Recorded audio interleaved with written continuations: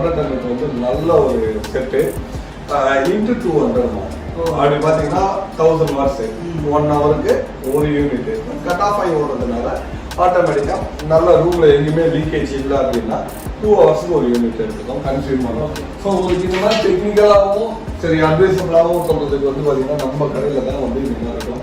இப்போ அதே மாதிரி இதை பாருங்க ப்ளூ காயில் சொல்லுவாங்க இல்லையா. ஆக்சுவலி நிறைய கடைக்கு நான் போயிருந்தேன். இதுவே வந்து இந்த மாதிரிலாம் ஆன் பண்ணி இந்த மாதிரி ஓபன் பண்ணி தான் இது வந்து பார்த்தீங்கன்னா கோல்டு ஃபின்ஸ் காயில். இது வந்து கோல்டு ஃபின்ஸ் காயில்.